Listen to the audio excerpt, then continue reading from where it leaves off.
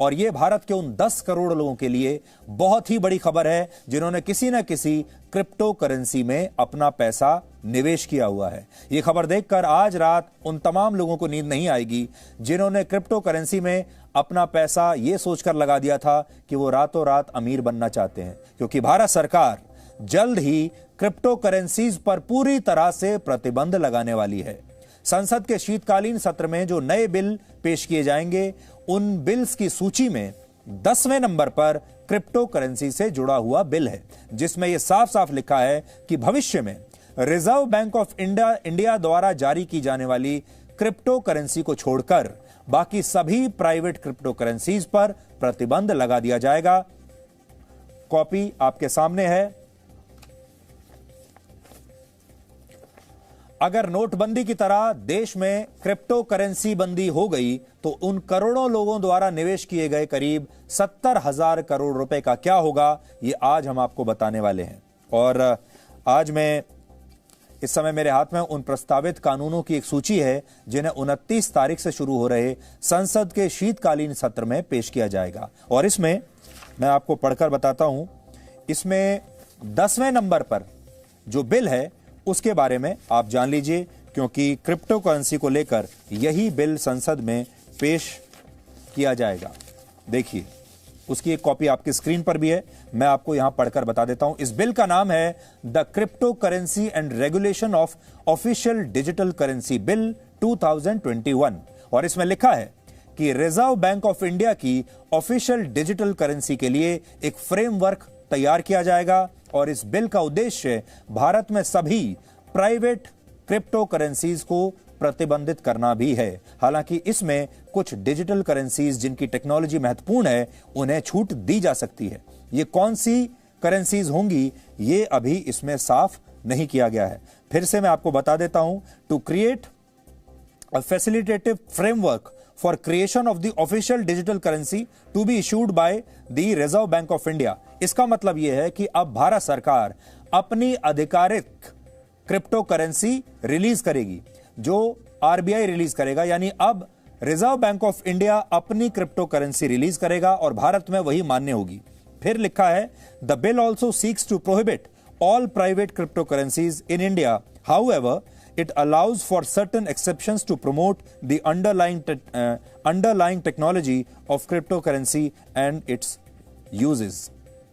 लेकिन एक बात इसमें स्पष्ट है कि अगर यह बिल कानून बन गया तो भारत में क्रिप्टो करेंसी का बाजार हमेशा के लिए बदल जाएगा। तो एक बहुत बड़ी बात है। और इस बिल से जो संकेत हमें मिल रहा है वो ये है कि अब आरबीआई अपनी क्रिप्टो करेंसी ला सकता है और भारत में वही क्रिप्टो करेंसी मान्य होगी। बाकी जितनी भी प्राइवेट क्रिप्टो करेंसीज हैं उन पर प्रतिबंध लग जाएगा। अब भारत में जितने लोगों ने भी क्रिप्टो करेंसी में निवेश किया है वो भारत की आबादी का लगभग 8% हिस्सा है। सोचिए, 8% हिस्सा भारत का ऐसा है जिन्होंने क्रिप्टो करेंसी में पैसा लगाया है।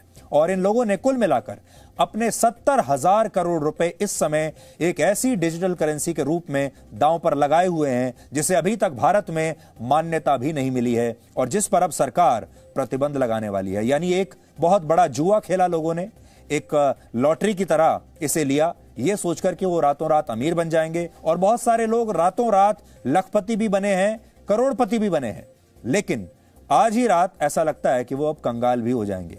पूरी दुनिया में क्रिप्टो करेंसी का इस्तेमाल करने के मामले में भारत के लोग सबसे आगे हैं, क्योंकि इसमें गेन्स जो हैं वो सबसे ज्यादा हैं।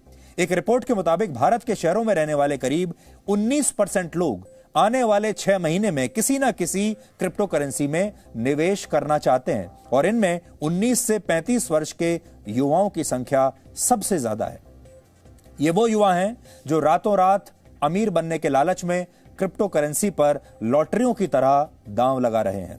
पिछले हफ्ते गुरुवार को ही प्रधानमंत्री नरेंद्र मोदी ने कहा था कि पूरी दुनिया के लोकतांत्रिक देशों को यह सुनिश्चित करना चाहिए कि नए जमाने की यह डिजिटल करेंसी गलत हाथों में न पड़ जाए, क्योंकि अगर ऐसा हुआ तो कई युवाओं का भविष्य बर्बाद हो जाएगा। यह क्रिप्टो करेंसी पर भारत के प्रधानमंत्री का पहला बयान था और उसी दिन उन्होंने यह संकेत दे दिया था, यह इशारा कर दिया था कि भारत में क्रिप्टो करेंसीज का जो भविष्य है वो ठीक नहीं है और सरकार क्रिप्टो करेंसी के खिलाफ कोई ना कोई कदम उठाने वाली है, क्योंकि प्रधानमंत्री की जो मंशा थी वो उनके इसी बयान में छुपी हुई है। आप भी सुनिए।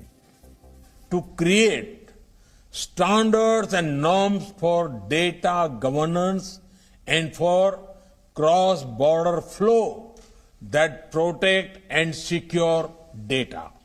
Take cryptocurrency or Bitcoin, for example. It is important that all democratic nations work together on this and ensure it does not end up in wrong hands, which can spoil our youth. तो ये बहुत बड़ी खबर है। ये इस समय की सबसे बड़ी ब्रेकिंग न्यूज है। इस समय पूरी दुनिया में 7,000 से ज्यादा अलग अलग क्रिप्टो कॉइन्स चलन में हैं और ये एक प्रकार के डिजिटल सिक्के होते हैं, जबकि वर्ष 2013 तक दुनिया में सिर्फ एक ही क्रिप्टो करेंसी थी और उसका नाम है बिटकॉइन। इसे वर्ष 2009 में लॉन्च किया गया था और बिटकॉइन आज भी भारत समेत पूरी दुनिया में सबसे लोकप्रिय क्रिप्टो करेंसी है, जिसकी वर्ष 2010 में जो कीमत थी वो 75 पैसे से भी कम थी। सोचिए, 2010 में बिटकॉइन की कीमत 75 पैसे से भी कम थी, लेकिन आज की तारीख में उसकी कीमत करीब 46 लाख रुपए है। यानी 11 साल में 75 पैसे 46 लाख रुपए बन गए। यानी अगर किसी व्यक्ति ने आज से 11 साल पहले 7.5 रुपए में 10 बिटकॉइन खरीदे होंगे तो वो आज की तारीख में 4 करोड़ 60 लाख रुपए का मालिक बन चुका होगा। 4.5 करोड़ रुपए उसकी जेब में होंगे। क्रिप्टो करेंसीज के दाम बढ़ते भी बहुत तेजी से हैं और घटते भी बहुत तेजी से हैं, लेकिन जल्दी अमीर बनने की चाहत में ज्यादातर युवा ये जोखिम उठाने के लिए तैयार रहते हैं। यहां हम एक बात स्पष्ट कर देना चाहते हैं कि हम ना तो क्रिप्टो के समर्थन में हैं, ना ही हम इसके खिलाफ हैं। हम सिर्फ इससे संबंधित सभी तथ्य आपके सामने आज रख रहे हैं और आपको सावधान करने की कोशिश कर रहे हैं। क्रिप्टो करेंसी एक डिजिटल या वर्चुअल करेंसी होती है जिसका निर्माण क्रिप्टोग्राफी की मदद से होता है। आमतौर पर जब आप किसी सामान्य करेंसी जैसे रुपए या डॉलर्स में कोई लेन देन करते हैं तो ये लेन देन जो होता है, ट्रांजैक्शन होता है, ये किसी बैंक के जरिए होता है।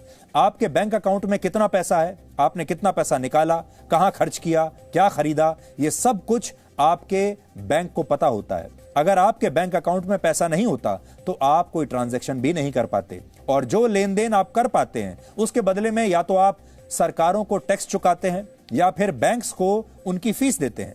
लेकिन क्रिप्टो करेंसी से होने वाले लेन देन पर ना तो किसी सरकार का कोई नियंत्रण है और ना ही किसी बैंक का कोई नियंत्रण है और ना ही आपको कोई टैक्स देना है, ना ही आपको कोई फीस देनी है।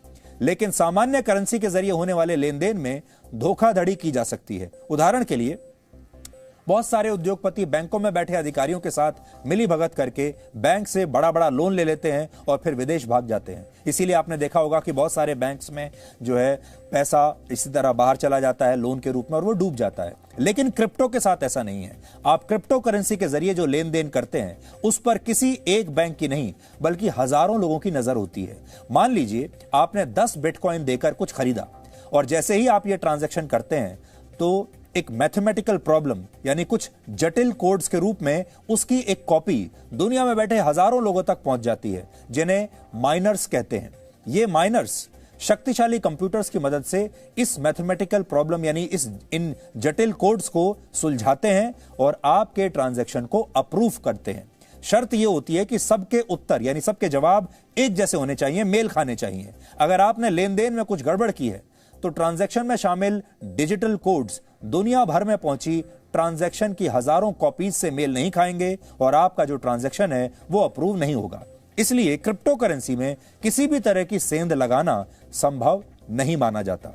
जिसका कंप्यूटर सबसे शक्तिशाली होगा और जो सबसे पहले ट्रांजैक्शन की जांच कर लेगा उसे इस काम के बदले में इनाम के रूप में उसी क्रिप्टो करेंसी के कुछ नए डिजिटल सिक्के मिलते हैं जिसमें आपने ट्रांजैक्शन किया है। और इसी तरह से नए डिजिटल सिक्के बाजार में आते चले जाते हैं और इसीलिए इसे माइनिंग कहा जाता है और जो काम ये करते हैं लोग उन्हें माइनर्स कहते हैं। ये पूरी प्रक्रिया ब्लॉकचेन टेक्नोलॉजी पर आधारित होती है, जिसका आविष्कार तो वैसे 1991 में ही कर लिया गया था, लेकिन इसका सही इस्तेमाल पहली बार वर्ष 2009 में सातोशी नाकामोटो ने किया था, जिन्हें दुनिया की पहली क्रिप्टो करेंसी बिटकॉइन का जनक माना जाता है। लेकिन सातोशी नाकामोटो कौन है, यह आज तक किसी को पता नहीं है। खैर, अब तक आप ये समझ चुके होंगे कि क्रिप्टो करेंसी कैसे काम करती है, लेकिन अब ये समझिए कि इसके दाम इतनी तेजी से ऊपर क्यों जाते हैं और नीचे भी क्यों आते हैं।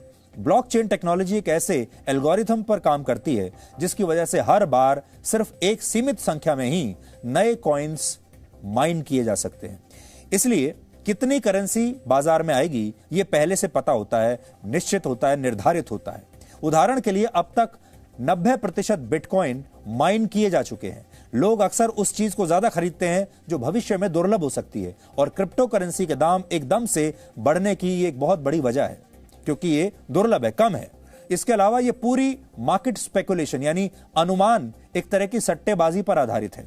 इसलिए जब दुनिया का कोई बड़ा उद्योगपति अचानक से किसी क्रिप्टो करेंसी में पैसा लगा देता है, या उसकी तारीफ में कोई बयान दे देता है, या किसी सरकार की तरफ से कोई ऐसा फेवरेबल बयान आ जाता है, तो क्रिप्टो करेंसी के दाम अचानक से आसमान छूने लगते हैं। मान लीजिए अपने इसी भाषण में प्रधानमंत्री नरेंद्र मोदी ने क्रिप्टो करेंसी के बारे में कोई ऐसा बयान दे दिया होता जिसे हम उसके पक्ष में मानते, तो अब तक क्रिप्टो करेंसी का जो भाव है वो आसमान छू चुका होता।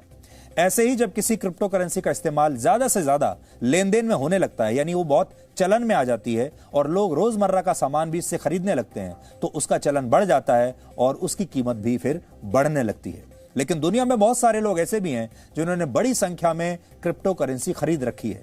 जब ये लोग अचानक से अपनी क्रिप्टो करेंसी बेचने लगते हैं, वैसे ही जैसे आप स्टॉक मार्केट में अपने शेयर जैसे ही बेचने लगते हैं, तो कई बार मार्केट क्रैश कर जाता है। इसके अलावा अन्य कारणों से भी ऐसा होता है। उदाहरण के लिए चीन ने हाल ही में क्रिप्टो करेंसी की माइनिंग पर पूरी तरह से प्रतिबंध लगा दिया है, और यह खबर आते ही दुनिया भर में क्रिप्टो करेंसी की कीमतें तेजी से गिरने लगी हैं। पूरी दुनिया में क्रिप्टो इस्तेमाल करने वालों की संख्या 30 करोड़ से ज्यादा है, और यह संख्या अमेरिका की आबादी से बस थोड़ी सी ही कम है। अमेरिका की आबादी 35 करोड़ के आसपास है और यह 30 करोड़ है। पूरी दुनिया में इस समय 75 लाख करोड़ रुपए की क्रिप्टो करेंसी चलन में है, और यह इस समय दुनिया की 5वीं सबसे बड़ी करेंसी बन गई है। क्रिप्टो के अपने खतरे भी हैं। भारत में क्रिप्टो को अभी तक मान्यता नहीं मिली है, लेकिन भारत में इस समय कम से कम 10 क्रिप्टो एक्सचेंजेस काम कर रहे हैं। ये एक तरह के डिजिटल वॉलेट होते हैं जिसमें आप भारतीय रुपयों में कुछ पैसा जमा करते हैं और फिर इनसे क्रिप्टो करेंसी खरीदते हैं, और इन्हीं एक्सचेंजेस पर आप क्रिप्टो करेंसी को बेच भी सकते हैं। इससे आपको जो भी नुकसान या फायदा होता है, आप वो रकम अपने बैंक अकाउंट या यूपीआई आधारित किसी डिजिटल वॉलेट में ट्रांसफर भी कर सकते हैं। लेकिन भारत में बहुत सारे बैंक और डिजिटल पेमेंट कंपनियां क्रिप्टो में लेन देन की इजाजत नहीं देती। अभी भारत में इसे नियंत्रित करने को लेकर कोई कानून नहीं है, और जैसे आज आप सोना खरीदते हैं और उस पर सरकार का नियंत्रण नहीं है, ठीक वैसे ही आप कह सकते हैं कि भारत में क्रिप्टो करेंसी भी अभी एक मुद्रा नहीं है, बल्कि एक संपत्ति है जिसमें लोग निवेश कर रहे हैं। लेकिन अब भारत सरकार ने यह ऐलान कर दिया है कि अब इस पर एक नया कानून आने वाला है और इन पर प्रतिबंध लग जाएगा।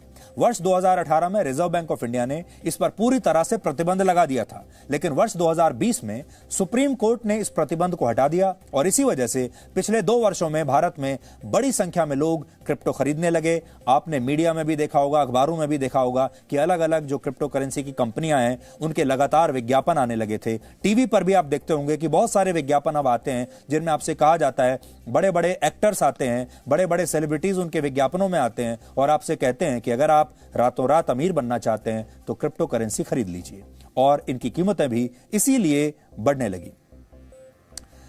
लेकिन हमने आपको क्रिप्टो करेंसी के बारे में जानकारी तो आज बहुत सारी दे दी, लेकिन अब ये जानकारी आपके किसी काम नहीं आएगी, और क्योंकि अब यह स्पष्ट हो गया है कि प्राइवेट क्रिप्टो करेंसीज पर भारत में बैन लगने वाला है। क्रिप्टो करेंसी इसलिए भी खतरनाक है क्योंकि जिन डिजिटल एक्सचेंजेस पर इसका इस्तेमाल होता है उन्हें हैक किया जा सकता है, हैक करना संभव है। यानी आपका पूरा पैसा एक ही झटके में अपराधियों के हाथ लग सकता है, हैकर्स लेकर भाग सकते हैं। ड्रग्स के डीलर्स और दूसरे साइबर अपराधी भी अब क्रिप्टो में ही लेन देन करने लगे हैं, और मनी लॉन्ड्रिंग में भी इसका इस्तेमाल होने लगा है, आतंकवाद में भी इसका इस्तेमाल होने लगा है। यानी दुनिया में जितने भी गैर कानूनी गतिविधियां हो रही हैं, अब उनमें क्रिप्टो का इस्तेमाल होने लगा है, क्योंकि इस पर किसी बैंक और सरकार का नियंत्रण नहीं है और इनकी जांच करना लगभग असंभव है। अमेरिका, कनाडा, ऑस्ट्रेलिया, ब्रिटेन और यूरोप के ज्यादातर देशों में इस पर कोई रोक नहीं है, लेकिन इनमें से कई देशों के सेंट्रल बैंक्स ने इसे मान्यता भी नहीं दी है। फिर भी इन देशों में आप क्रिप्टो देकर कई तरह का सामान खरीद सकते हैं। दुनिया के कम से कम 76 देशों में अब इसकी एटीएम मशीनें भी लग चुकी हैं, क्रिप्टो करेंसी की एटीएम मशीनें भी हैं। और इसी साल सितंबर में दक्षिण अफ्रीका के एल सल्वाडोर जो है वो क्रिप्टो को पूरी तरह से कानूनी मान्यता देने वाला दुनिया का पहला देश बन गया था। लेकिन चीन, Turkey, Egypt, Iran, Iraq, Colombia, Indonesia और रशिया समेत कई देश ऐसे हैं जहां क्रिप्टो का इस्तेमाल पूरी तरह से गैर कानूनी है। चीन और टर्की में क्रिप्टो खरीदने वालों पर एंटी मनी लॉन्ड्रिंग कानून के तहत कार्रवाई भी की जा सकती है और अब ऐसा लगता है कि भारत में भी यही होने वाला है। मैं तो क्रिप्टो करेंसी का बहुत बड़ा एक्सपर्ट नहीं हूं, इसलिए इससे ज्यादा आपको मैं नहीं बता पाऊंगा। Presenting B News app available on Google Play and App Store. Download it now.